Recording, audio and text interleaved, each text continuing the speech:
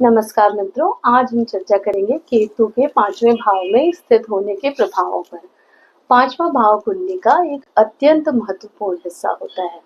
ये आपके विचारों को, संतान, प्रेम, कला और जीवन में सुख, ये कह सकते हैं मान सम्मान की स्थिति को भी दर्शाता है। केतु एक रहस्यमय ग्रह है और जब ये इस भाव में आता है, मतलब कि 5वें भाव में, तो व्यक्ति के जीवन में एक गहरे बदलाव को लाता है। तो आइए जाने इस गहन विषय को, इसको समझने का प्रयास करते हैं। ठीक है, लेकिन ये समझने से पहले कि केतु 5वें भाव में कैसा असर देगा, हमें ये समझना जरूरी है कि 5वां भाव होता क्या है कुंडली का।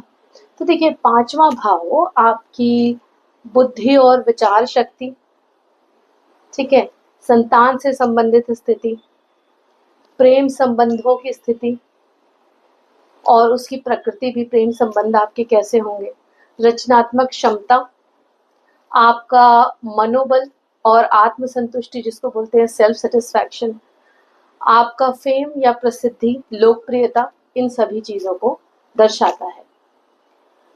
ठीक है, ये भाव ये भी बताता है कि व्यक्ति जीवन में कितना खुश है, मतलब कि उसको अंदर से शांति का अनुभव होता है या नहीं।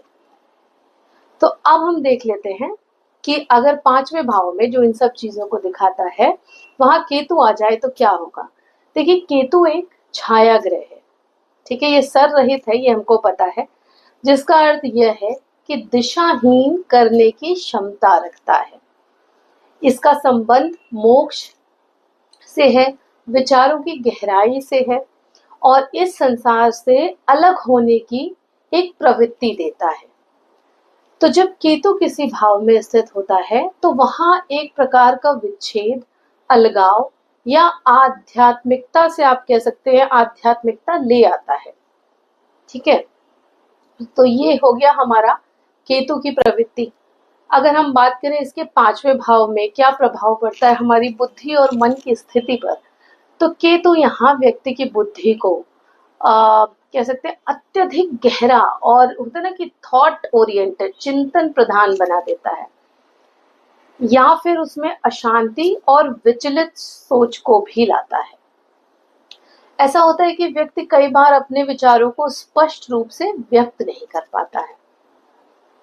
अगर हम बात करें संतान से संबंध जो 5वें भाव का है, तो इस स्थान पर केतु कभी कभी संतान की प्राप्ति में विलंब या समस्या ला सकता है, या फिर व्यक्ति का अपने बच्चों से भावनात्मक संबंध, आप कह लें कि कमजोर हो सकता है, संवाद की कमी हो सकती है, या फिर सोच में अंतर देखा जा सकता है। लेकिन ये याद रखना चाहिए कि संतान का अर्थ सिर्फ जन्म तक सीमित नहीं है। केतु आपको यहाँ यही बता रहा है। केतु की प्रेरणा से कई लोग एडॉप्शन, है ना, आईवीएफ या फिर स्पिरिचुअल पेरेंटिंग, ऐसे भी विकल्पों को अपनाते हैं, जहां पर व्यक्ति किसी बच्चे के जीवन में माता पिता के समान भूमिका निभाता है, बिना जन्म के संबंध के। ऐसा भी होता है। ये भी आप कह सकते हैं एक आध्यात्मिक और उत्तरदायित्वपूर्ण मार्ग है जो केतु के ज्ञान और सेवा भाव के अनुकूल है, इसलिए यहाँ पर ये देखा जाता है।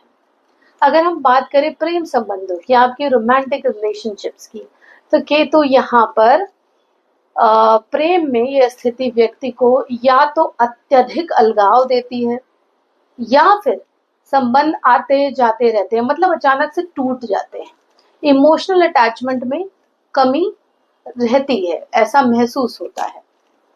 ठीक है, अब हम बात करें आपके प्रसिद्धि और फेम की, तो देखिए केतु व्यक्ति को प्रचार से दूर रखता है। ऐसा व्यक्ति अच्छा कार्य तो करता है लेकिन लोग उसकी पहचान नहीं कर पाते। उसकी लोकप्रियता या तो सीमित होती है या उसे समय से पहले, या बोले कि समय से पहले नहीं, समय पर सम्मान या रिकॉग्निशन नहीं मिलता है। और ये स्थिति, मतलब केतु 5वें भाव में व्यक्ति के जीवन में एक अधूरापन ला सकती है। मतलब बाहर से सब कुछ सही लगता है लेकिन अंदर से व्यक्ति खुद को असंतुष्ट महसूस करता है, जैसे कि जीवन का कोई एक महत्वपूर्ण पहलू उससे छूट गया हो, ऐसा वो महसूस करता है। अब हम बात करें कि पांचवा अगर हमारे रचनात्मक शक्ति का भी है, रचनात्मक क्षमता का है, तो देखिए केतु यहाँ पर व्यक्ति की रचनात्मक क्षमता को बहुत गहराई देता है, बहुत गहरा बना देता है। अगर ये शक्ति सही दिशा में लगाई जाए तो व्यक्ति, कह सकते हैं आप, अलौकिक रचनाएं कर सकता है।